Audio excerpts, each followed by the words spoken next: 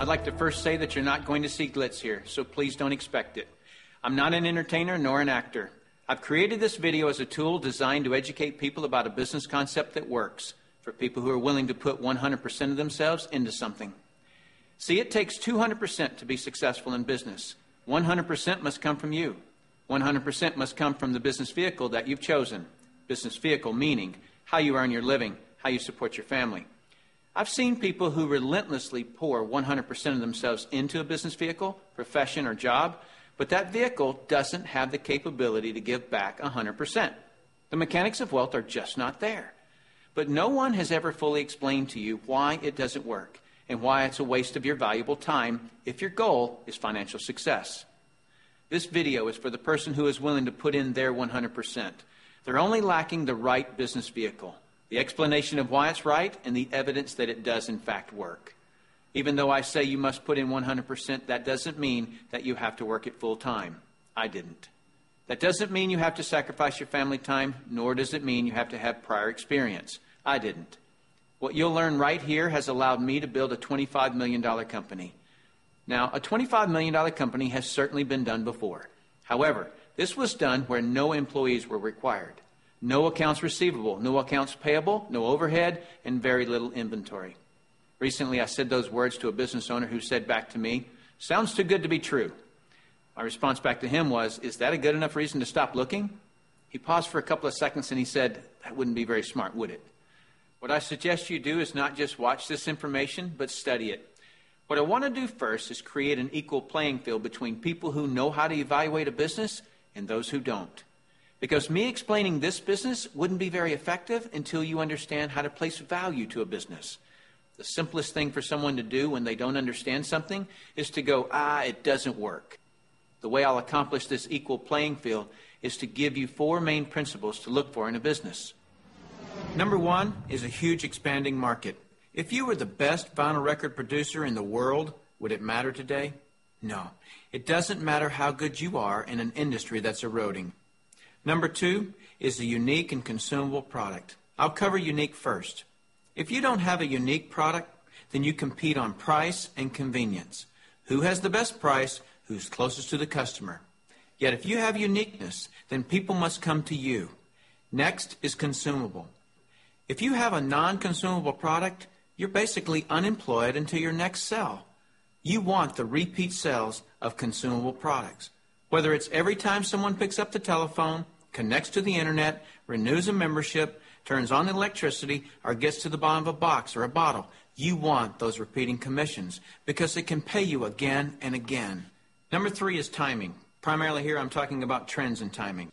During all cycles of the economy, there are people who are making money and losing money. The makers are the ones in front of large trends. The losers disregard trends. How do you get in front of large trends? You study what creates them. Without any hesitation, in today's society, it's the baby boom generation that creates the largest trends. The baby boomers are a group of babies born between 1946 and 1964. There were 76 million of them born in the United States, 1 billion of them worldwide. Why is this group so talked about? They're 1/3 of the U.S. population and control 65% of all the money. I've likened the magnitude of all those babies to a basketball moving through a garden hose. They reshape every industry they go through. See, if you can predict where this basketball is going down the garden hose, you possess the ability to make fortunes. I want to give you some historical examples of the obvious buying patterns of these boomers. It started with a company called Gerber back in 1940, who were barely known. But by 1955, just 10 years after the boomers were born, they had sold 1.8 billion jars of strained baby food.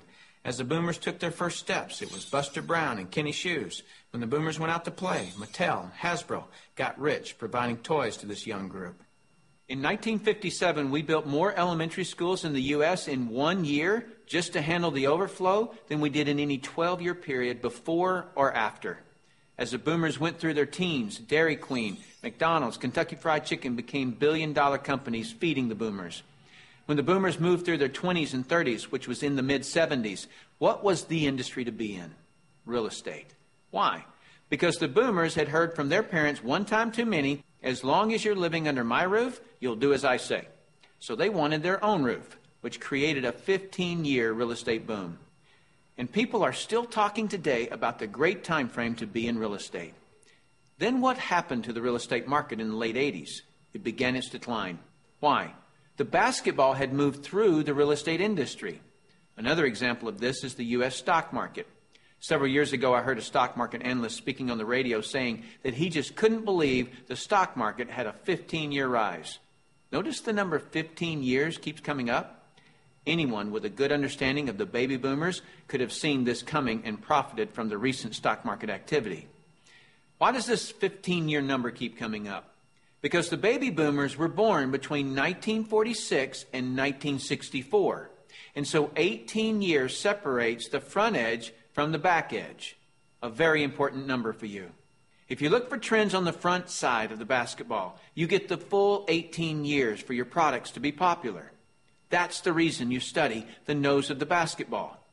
So your business, no matter what your business is to be looking at what industries are expanding or which industries are about to expand. You shouldn't care how long you've been doing something or how long you've been in school to learn something. Are you in front of trends or not? Don't have a loyalty to something just because you've been educated in it or doing it for a long time. So looking at the current trends, we basically got 1 billion people who are in their 50s and 60s. Since that's the case, what business do you want to be in? Let's look at some obvious current and future trends. Health and looking younger are going to be tremendous trends. The boomers do not like what aging is doing to them. So products that fend off aging as well as vanity issues will continue to boom. Businesses that focus on retirement issues will do very well. The crux of it will start with the boomers having enough money to retire. Businesses that offer ways to make money will obviously flourish. Legal matters such as wills and estate planning will become large trends. Efficiencies will also grow. The television was too far away from the couch for the boomers, so they invented the remote control device. Today, they have their entire library of books and music in their cell phones. The boomers have always been enamored with technologies that make life easier. These technologies will actually create industries. For example, the computer created the need for antivirus software. The internet has created a need for identity theft protection and firewalls. But there will be many additional industries created by the computer and internet technologies. It is the computer plus the internet that made the iPod, iPad, and iPhone possible. As a side note, the baby boomers are not the only trendsetters. They are just the largest and have most of the money. As the world becomes one, the international market will play a big role, as well as the group born just after the baby boomers that are known as Generation X. But remember, the boomers control 65% of all the money. So when a bright Generation X person creates a great new product or service, they must make it simple enough that a baby boomer can understand it. Otherwise, that product will not reach mass acceptance. Those are some of the big trends. So if you want to be brilliantly compensated, you must focus on industries and companies that have positioned themselves in front of these trends. All right, let's move forward. Number 4 is leverage. I'm going to spend some time on this one because we're not really taught this in our society. We're taught to go get a good education, build a resume, and exchange our expertise for someone's dollars. The problem with that is if we're not exchanging our expertise, we're not making any dollars. So vacation time is costly. A walk around the golf course, costly. Family time, although extremely important, is costly. I'll define the word leverage as an increased means by which to attain something. One form of leverage is investing $5 million and earning 10% interest, which will yield you about $41,000 a month in income. So whether you're enjoying family time or playing golf or vacationing, you're still enjoying $41,000 a month in income. You're leveraging off your money. That's a leverage everyone would love, but very few have it. Let me explain another kind of leverage that's available to everyone, including yourself. Incidentally, if you get nothing more out of this video than a better understanding of this little simple concept I'm going to explain, you'll have gained something very valuable for watching it. Imagine, if you will, you own a company. You employ just one person, me. I work for 8 hours on Monday. You work for the same 8 hours on Monday that I do. Now listen closely. You get paid on 16 hours worth of work because you take a portion of my productivity as income back to yourself. You're leveraging off my efforts because I'm your employee. So theoretically, the more employees you have working for you, the more leverage you have. However, have you ever had employees? If you have, you know that in theory, hiring employees sounds great, but it's very difficult to reach leverage through employees. I've heard it said that if you have one employee, you have one headache. If you have 100 employees, you run an adult daycare center. And the reason being is this: no employee will ever work as hard for your company as you will, because they don't own it. Here's my rule of thumb for reaching true leverage. If there's one sentence that epitomizes the entire video, it would be this: to have true leverage, you must create a situation where everyone has the same amount to gain. Only then do you have true leverage. Let me give you an example of this type of leverage. Let's say that I'm a real estate broker, and I hire an agent named Robert. Robert goes out and sells a building. Robert earns a percentage of the selling price of the building, and so do I, the broker. Why do I, the broker, earn a percentage when it was Robert who sold the building? Well, I did some of the advertising. I trained Robert. I had the initiative to go get my broker's license in the first place. I put up the risk. I did a lot of things. And so it's valid that I, as the broker, earn my money. But Robert doesn't work for me as an employee. He's an independent contractor. He just hangs his real estate license on my wall. My point here is the broker and the agent have the same amount to gain from the sale of the home. It is totally in the agent's interest to earn more money, which is a form of leverage for the broker. There is a flaw in this leverage situation that I've shown you, and it's this: the broker can have multiple agents, but the agents cannot. The broker has leverage, the agents don't. Until the agents do what most brokers dread. What happens when I, the broker, have been real effective at teaching Robert to be a good agent? What's Robert going to want to do in a couple of years? Be his own broker, right? Is this good for me, the broker? No, because as soon as he becomes a broker, two bad things happen to me. Number one, he breaks away from me and I lose him as an income source. And two, worse than that, he's now my competitor that I trained. He knows all my good stuff. By the way, this doesn't just happen in the real estate industry. It happens in practically every industry. Have you ever heard the expression, "I'm just going to work there for experience"? What does that mean? It means I'm going to strip them of their knowledge and then go do it myself. If you're a business owner, how many people have you trained who are no longer working for you? How many people have you trained to be your competitors? Well, this gets worse. Let's say that Robert is now a broker right down the street. What will he do now that he's a broker? He'll go out and hire his own agents. And let's say one of those agents is Linda. Linda also eventually wants to be a broker. So she becomes a competitor to me that I indirectly trained, as well as Robert, who I directly trained. And this continues on and on. I actually created a chain of competitors that I trained. What if we did a whole paradigm shift? Here's where this becomes brilliant. Let's say instead I'm going to empower Robert to become a broker. I want him to become a broker from day one.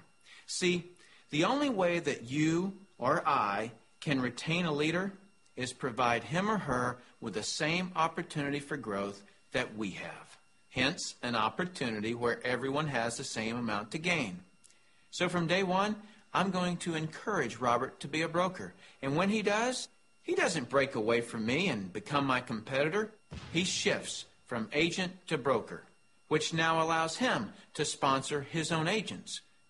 Now, to create an incentive for me, the broker, to always help Robert and his agents, I'm still going to earn a percentage of what he and his agents sell. And shouldn't I? I trained him. I put up the risk and all those reasons I mentioned earlier. Now, the percentage I earn from Robert and his organization should be a lot smaller than when he was an agent, but I should still earn a percentage. That's my incentive to keep working with them. Now, some people look at this and say, gosh, isn't that one of those pyramids? And what's the perception of a pyramid? People at the top making all the money and the people down below do all the work, right? Isn't that the perception of a pyramid? Let me explain why this is not a pyramid and why people at the top don't necessarily make all the money. Let me just make a quick point before I discuss the pyramid issue. It's not the geometric shape that people have a problem with. This geometric shape is probably the shape of your family tree, the shape of our government. To the architect, it's the strongest structure known to man. Every organizational structure in the world is this shape. So the shape isn't the problem. However, that perception, people at the top earn all the money, let me illustrate that for you. Here's a typical corporation. At the top, you have a CEO, which stands for Chief Executive Officer. Does the president earn more money than the CEO? Not normally.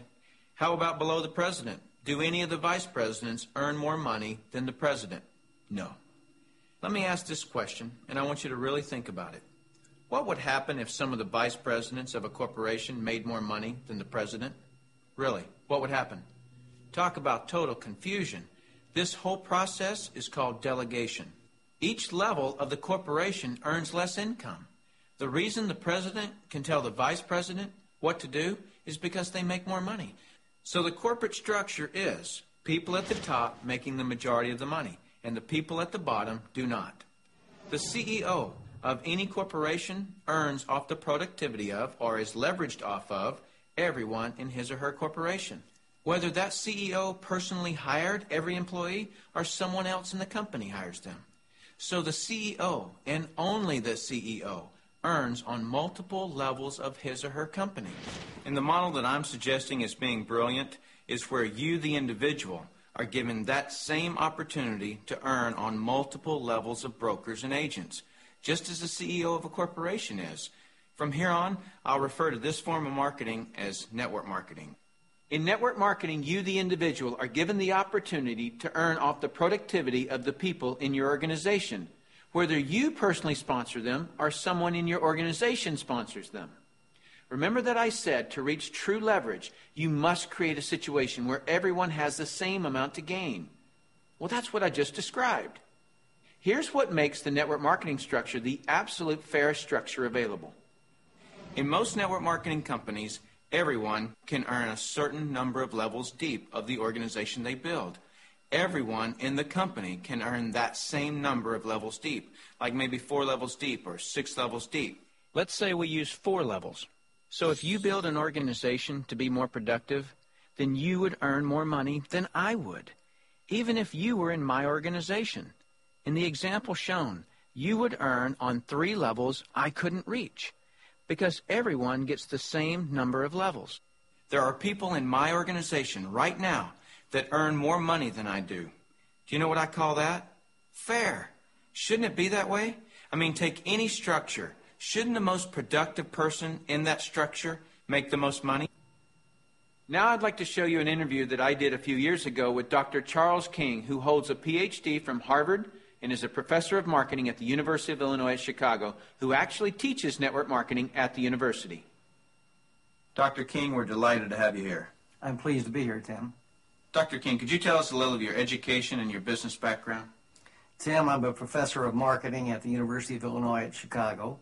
I got my bachelor's and master's degrees from the University of Texas in Austin, spent a tour of duty with the Exxon Corporation, and then returned to get my doctorate in business administration from Harvard University.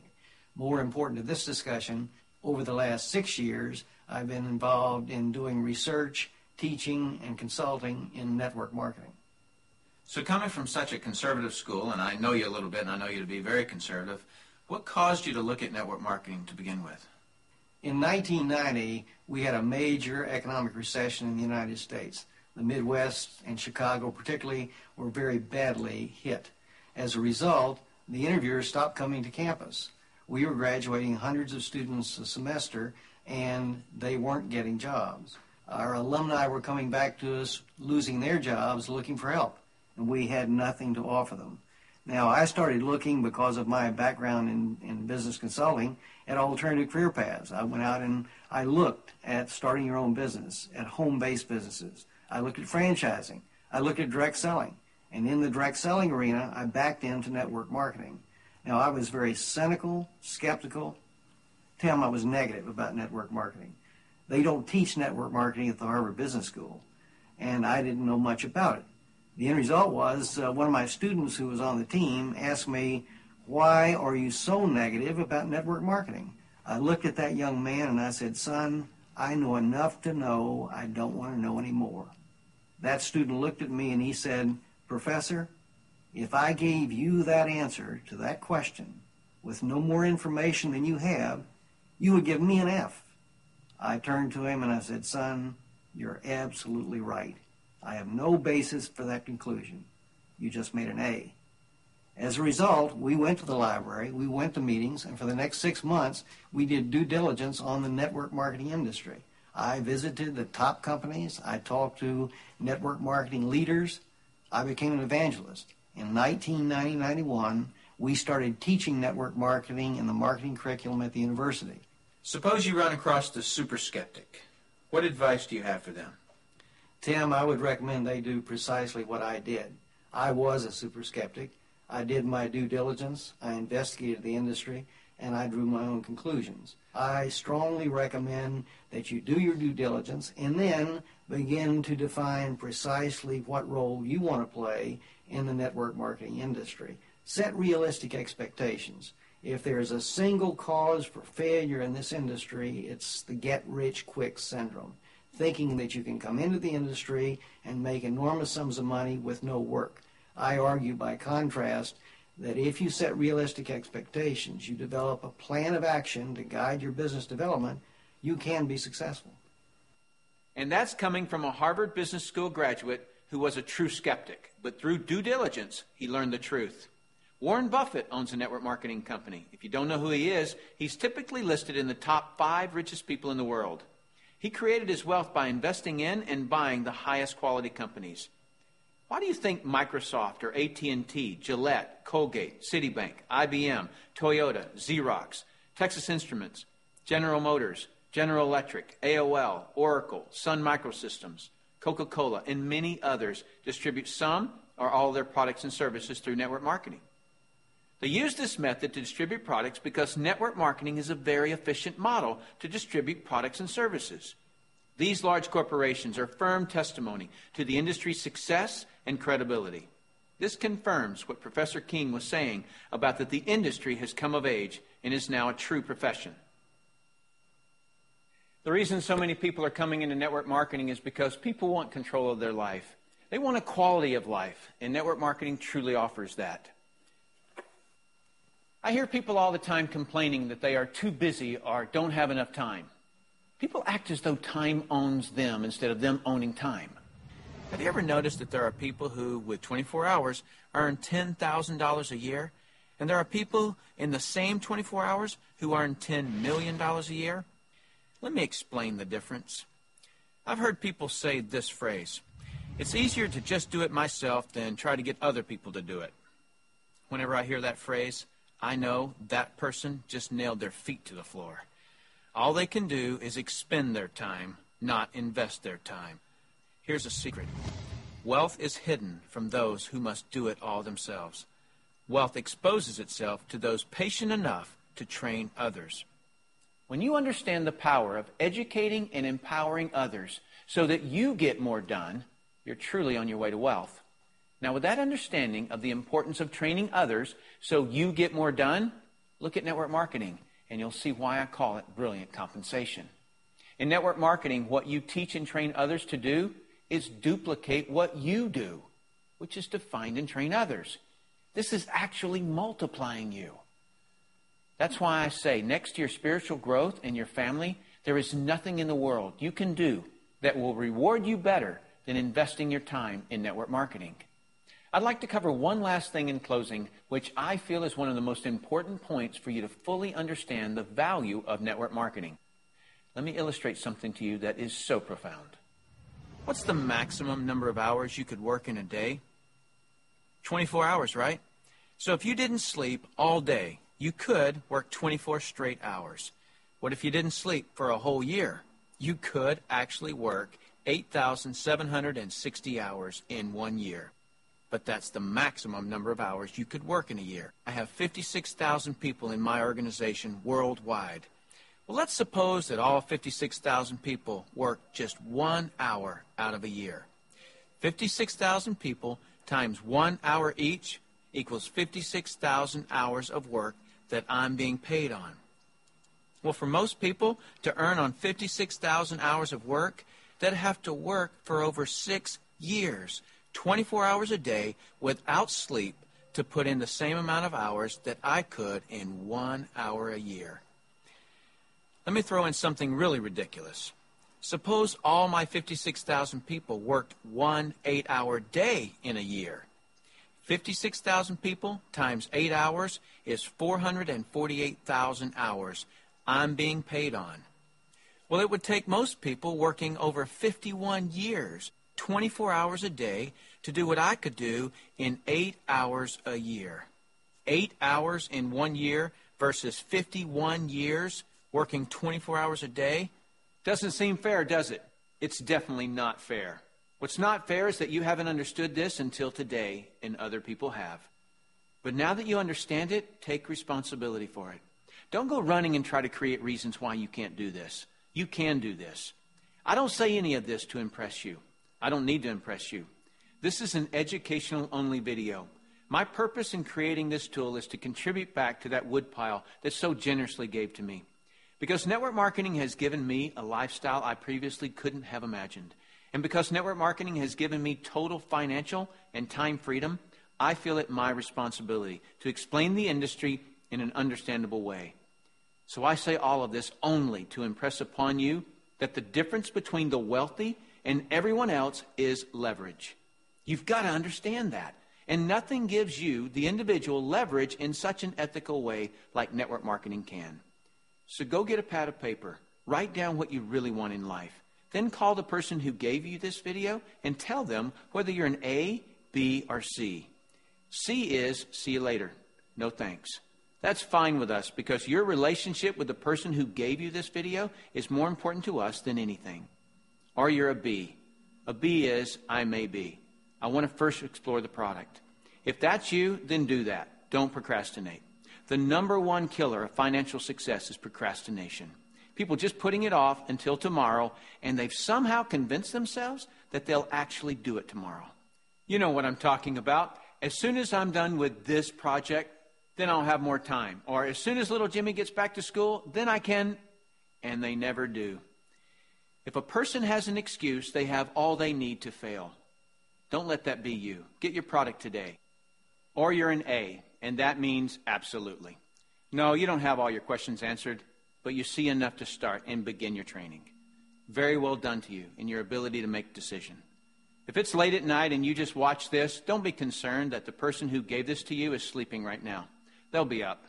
And if they're not, wake them up. Tell them, hey, now that I understand this thing, I can't sleep. And if I can't sleep, you're not going to sleep. Believe me, they'll appreciate that call. So call that person and tell them whether you're an A, B, or C. That's it. Join us. You'll be glad you did. Now is the right time, the smart time. Thank you for taking the time to view this video. I hope it's been educational to you. What I really hope is that you'll put this information to good use. Next, you'll see some common questions that you can interact with. I look forward to working with you, should our paths cross. I'm Tim Sales.